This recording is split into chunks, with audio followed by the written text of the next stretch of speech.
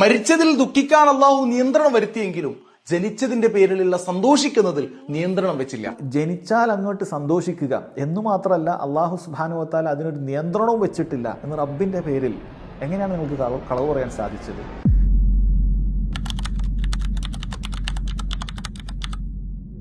പിന്നെ എങ്ങനെ സന്തോഷിക്കാനാവും? സുഹൃത്തെ, ആ മുത്തനബി തന്നെ പറഞ്ഞത് എന്താണ്? ഹയാത്തി ഖൈറുല്ലക്കും വമമാത്തി ഖൈറുല്ലക്കും, എന്റെ ജീവിതവും മരണവും നിങ്ങൾക്ക് ഹൈറാണെന്നാണ്, നന്മയാണെന്നാണ് ഹദീസിൽ പറഞ്ഞത്. ഇതിന് ദുർബലമാണെന്ന് പണ്ഡിതന്മാർ പറഞ്ഞിട്ടുണ്ട്. ശരി, ഞാനത് സ്വഹീഹാണ് എന്ന് തന്നെ സങ്കല്പിക്കാം.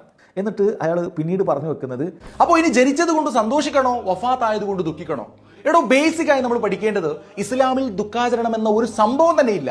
ഒരു ഭർത്താവ് മരിച്ചാൽ പോലും ഭാര്യക്കല്ലാതെ 3 ദിവസത്തിലേറെ ദുഃഖിക്കാൻ പാടില്ല.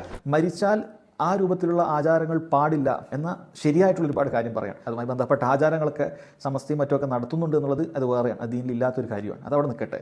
എന്നിട്ട് ഉടനെ പറഞ്ഞു, മരിച്ചതിൽ ദുഃഖിക്കാൻ അള്ളാഹു നിയന്ത്രണം വരുത്തിയെങ്കിലും ജനിച്ചതിന്റെ പേരിലുള്ള സന്തോഷിക്കുന്നതിൽ നിയന്ത്രണം വെച്ചില്ല. ദീനുൽ ഇസ്ലാമിൽ എവിടെയാണ് ജന്മദിനവുമായി ബന്ധപ്പെട്ടിട്ട് ഈ പറയുന്ന രൂപത്തിൽ നിയന്ത്രണമില്ലാത്ത ആഘോഷങ്ങൾ നടത്താൻ എവിടെയാണ് തെളിവുള്ളത്? ഇബാദത്തുകളെ കുറിച്ച് നിങ്ങൾ പറയുമ്പോൾ അതിന് തെളിവ് വേണം. ഖുർആൻ ഉദ്ധരിക്കണം, നബിദിനം കഴിക്കാൻ, ജന്മദിനം കഴിക്കാൻ ഖുർആനിൽ ഉദ്ധരിക്കണം, ഹദീസുകളിൽ നിന്ന് ഉദ്ധരിക്കണം. ഇനി സഹോദര, നീ ഖുർആനിൽ നിന്നും ഹദീസിൽ നിന്നൊക്കെ ഉദ്ധരിക്കുമ്പോൾ നീ നിന്റെ വാദത്തിൽ കൂടുതൽ ദുർബലനാവുകയാണ്. എന്താണെന്നറിയോ? നീ ഖുർആനിൽ ഒരു ആയത്ത് ഉദ്ധരിക്കുന്നുണ്ടല്ലോ, സൂറത്ത് യൂനുസിൽ മറ്റൊരു ക്ലിപ്പിൽ, അതേപോലെ ചില ഹദീസുകളൊക്കെ നീ ഉദ്ധരിക്കുന്നുണ്ടല്ലോ. ഈമാൻ ഒരാളുടെ അടുത്ത് പൂർണ്ണാവുകയില്ല, കാമിലാവുകയില്ല, അവന് എല്ലാവരെക്കാളും നബി സല്ലല്ലാഹു അലൈഹി വസല്ലം ഇഷ്ടപ്പെടുന്നത് വരെ എന്നൊക്കെ നീ ഉദ്ധരിക്കുമ്പോൾ നീ നിന്റെ വാദത്തെ കൂടുതൽ ദുർബലമാക്കാൻ. എന്തുകൊണ്ടാണെന്നറിയോ? ഈ ഹദീസൊക്കെ ഉദ്ധരിച്ചത് ആരാണ്? സ്വഹാബികളാണ്. ഈ പറയുന്ന കാര്യങ്ങളൊക്കെ ഏറ്റവും നന്നായി ഖുർആനിനെ മനസ്സിലാക്കിയത് ആരാണ്? സ്വഹാബികളാണ്. നബി സല്ലല്ലാഹു അലൈഹി വസല്ലം അറിയിച്ചു എന്ന കാര്യമാണ്, അതിൽ സംശയമൊന്നുമില്ലല്ലോ. ഇതൊക്കെ കഴിഞ്ഞിട്ട് പിന്നീട് 4-ാം നൂറ്റാണ്ടാകുന്നത് വരെ സ്വഹാബികൾ, താബിഈങ്ങൾ, അഇമ്മത്തുകൾ, മുഹദ്ദിസുകൾ, ഇവർക്കാർക്കും നീയൊന്നും പറയുന്ന ഈ ആയത്തുകൾ തിരിഞ്ഞിട്ടില്ല, നീയൊന്നും പറയുന്ന ഈ ഹദീസുകൾ മനസ്സിലാക്കാൻ പറ്റിയിട്ടില്ല. ഒരുപാട് ഉദ്ധരിക്കുന്നുള്ളൂ. എത്ര ഉദ്ധരിക്കുന്നോ അത്രയും നീ ദുർബലനാവുകയാണ്. കാരണം എന്താ? ഈ പറയുന്നത് ആർക്കും, ഈ പറയുന്ന തെളിവുകളൊന്നും സ്വഹാബികൾക്കും അഇമ്മത്തുകൾക്കൊന്നും മനസ്സിലായില്ല എന്നാണ് നീ പറയാതെ പറയുന്നത്. എത്ര ഗൗരവമുള്ള കാര്യമാണത്. അതുകൊണ്ട് ഈ പറയുന്ന എന്ത് ആയത്ത് ഉദ്ധരിച്ചാലും ശരി, ഇത് ഈ പറയുന്ന ആയത്തുകളൊന്നും എന്താ മുഫസ്സിറുകൾക്കും ഖുർആൻ മുഴുവൻ മനസ്സിലാക്കിയ സ്വഹാബികൾക്കും, അബ്ദുല്ലാഹി മസ്ഊദ് റളിയല്ലാഹു അൻഹു പോലെയുള്ള ആളുകൾ, അബ്ദുല്ലാഹി അബ്ബാസ് റളിയല്ലാഹു അൻഹു പോലെയുള്ള ആളുകൾ, അവരൊക്കെ ഫഖറായിട്ട് പറയുന്ന കാര്യം, അവർക്ക് ഖുർആനിൽ ഏത് ആയത്ത് ചോദിച്ചാലും അത് എവിടെ ഇറങ്ങി, അതിൻ്റെ യഥാർത്ഥ വിശദീകരണം എന്ന് കൃത്യമായി പറയാൻ പറ്റുന്ന ആളുകളാണ്. അപ്പോൾ അവർക്കാർക്കും അല്ലാഹു സുബ്ഹാനഹു വ തആല നീ പറയുന്നത് പോലെ നിയന്ത്രണം വെക്കാത്ത രൂപത്തിൽ ആഘോഷിക്കാമെന്ന് പറഞ്ഞ കാര്യം ഒന്നും മനസ്സിലായിട്ടില്ല. എന്നിട്ട് 1 വർഷം പോലും റബീഉൽ അവൽ 12-ന് അവർ ആഘോഷിച്ചിട്ടില്ല. ചിന്തിക്കണ്ടേ? എന്തിന്? ജനനത്തിൽ സന്തോഷമായിക്കൊണ്ട് എല്ലാ തിങ്കളാഴ്ചയും മുത്തുനബി സല്ലല്ലാഹു അലൈഹി വസല്ലമ തങ്ങൾ തന്നെ നോമ്പനുഷ്ഠിച്ചതായിരുന്നല്ലോ. റബീഉൽ അവലിൽ സന്തോഷിക്കുന്നത് നബിയുടെ ജനനത്തിന്റെ പേരിലാണ്, അല്ലാതെ വഫാത്തിന്റെ പേരിലല്ല.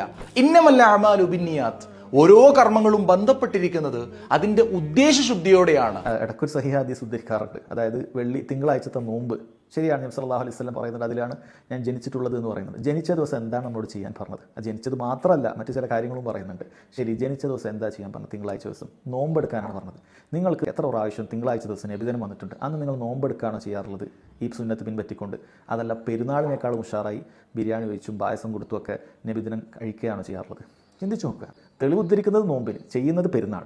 എന്ത് വിരോധാഭാസമാണ് ഈ ചെയ്യുന്നത്? പിന്നെ അവസാനത്തിലൊരു ഹദീസും, ഇന്നമൽ അഅ്മാലു ബിന്നിയാത്ത്, ആളുകളെ മുഴുവനും പൊട്ടന്മാരാക്കുന്ന രൂപത്തിൽ, സാധുക്കളായ ജനങ്ങളെ വഞ്ചിക്കുന്ന രൂപത്തിൽ ഒരു സ്വഹീഹായ ഹദീസ് ഉദ്ധരിക്കുകയാണ്. അമലുകളെല്ലാം നിയത്തിൻ്റെ അടിസ്ഥാനത്തിലാണ്. കേൾക്കുമ്പോൾ എല്ലാവർക്കും ശരിയായി തോന്നും. അങ്ങനെ അമലുകൾ അല്ലാഹു സുബ്ഹാനഹു വ തആല സ്വീകരിക്കുമോ? നല്ല നിയത്തുണ്ട് എന്നുള്ളത് കൊണ്ട് മാത്രം സ്വീകരിക്കുമോ? നബി സല്ലല്ലാഹു അലൈഹി വസല്ലം മാതൃക വേണ്ടതില്ലേ? നീ ഏതൊരു കാര്യം നിനക്ക് നല്ല നിയത്തുണ്ട് എന്ന് വിചാരിച്ചാൽ സ്വീകരിക്കോ? നല്ല നിയത്തോടു കൂടി നീ മഗ്രിബിന് 3 റക്അത്ത് നിസ്കരിച്ച് അവിടെ ഇരിക്കാതെ 4-ാമത്തെ റക്അത്തിലേക്ക് എഴുന്നേറ്റാൽ എന്താണ് അതിൻ്റെ വിധി?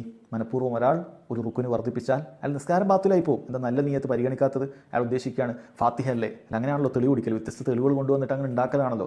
ഫാത്തിഹയുടെ ഫതിലകളൊക്കെ ഉദ്ധരിക്കുക. ഫാത്തിഹ അല്ലേ ഞാൻ 4-ാമത്തെ റക്അത്തിൽ പോകുന്നത്? റുക്കുവിൻ്റെ തെളിവുകൾ ഉദ്ധരിക്കുക. റുക്കു അല്ലേ, സുജൂദല്ലേ, അള്ളാഹുവിൽ ഏറ്റവും അടുക്കുന്ന കാര്യമല്ലേ, മഗ്ഫിറത്തല്ലേ ചോദിക്കുന്നത്? എന്നൊക്കെ എല്ലാം കൂടി എല്ലാത്തിൻ്റെ ഫضل ഉദ്ധരിച്ചിട്ട് 4-ാമത്തെ റക്അത്ത് ഉണ്ടാക്കാൻ പറ്റുമോ? ഇല്ല, പൊളിഞ്ഞു പോകും. മൊത്തം അമൽ പൊളിഞ്ഞു പോകും. അതുകൊണ്ട് തന്നെ ഈ വളരെ കൃത്യമായി മനസ്സിലാക്കുക, ഈ ഹദീസ് അത് ദീനുൽ ഇസ്ലാമിൻ്റെ വളരെ പ്രധാനപ്പെട്ട ഒരു ഹദീസാണ്. പക്ഷേ അതിനോടൊപ്പം ചേർത്ത് വായിക്കേണ്ട ഒരു ഹദീസുണ്ട്, എങ്കിൽ അമലുകൾ മഖ്ബൂലാവുകയുള്ളൂ. അതെന്താണ്? നബി സല്ലല്ലാഹു അലൈഹി വസല്ലം പറഞ്ഞു, മൻ അമില അമലൻ ലൈസ അലൈഹി അംറുന ഫഹുവ റദ്ദുൻ. ആരെങ്കിലും ദീനിൽ പുതുതായി ഒരു പ്രവർത്തനം ചെയ്യുന്നു, ലൈസ അലൈഹി അംറുന, അതാണ് അടിവരയിടേണ്ടത്, അതിലെൻ്റെ കൽപ്പന ഇല്ലെങ്കിൽ പിന്നെ മനസ്സിലാക്കുക ഫോ റദ്ദുൻ, അത് തള്ളപ്പെടുന്നതാണ് എന്നാണ്. അതുകൊണ്ട് നീ പരിശോധിക്കുക, ഈ നബിദിനത്തിന്, ഈ മൗലിദ് പാരായണത്തിന്, ഇങ്ങനെ റബീഉൽ അവൽ 12 വർഷാവർഷം പെരുന്നാളിനേക്കാളും ഗംഭീരമായി ആഘോഷിക്കുന്നതിന് അത് നബി സല്ലല്ലാഹു അലൈഹി വസല്ലം കൽപ്പനയുണ്ടോ, പ്രോത്സാഹനമുണ്ടോ? അതാണ് ചിന്തിക്കേണ്ടത്. ഇല്ലെങ്കിൽ ഫഹു റദ്ദുൻ, അത് തള്ളപ്പെടുന്നതാണ് എന്നാണ്.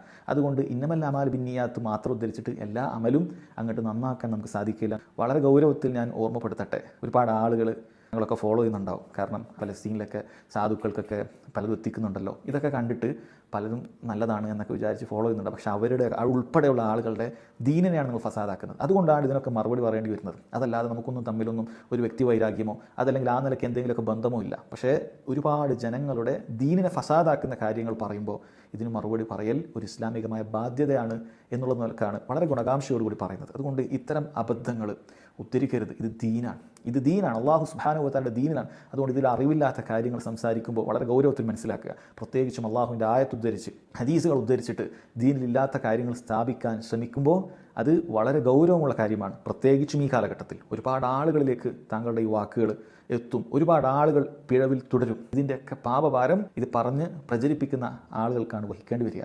അതുകൊണ്ട് വളരെ ഗൗരവത്തിൽ ഗുണകാംക്ഷയോടുകൂടി ഉണർത്തുകയാണ് എന്ന് ഞാൻ ഒരിക്കൽ കൂടി പറയുന്നു. കാര്യങ്ങൾ മനസ്സിലാക്കാൻ അല്ലാഹു സുബ്ഹാനഹു വ തആല തൗഫീഖ് ചെയ്യുമാറാകട്ടെ. വഹദാ വല്ലാഹു തആല അലം വസല്ലല്ലാഹു അലാ നബീന മുഹമ്മദ് വഅലാ ആലിഹി വസഹ്ബിഹി വസല്ലം.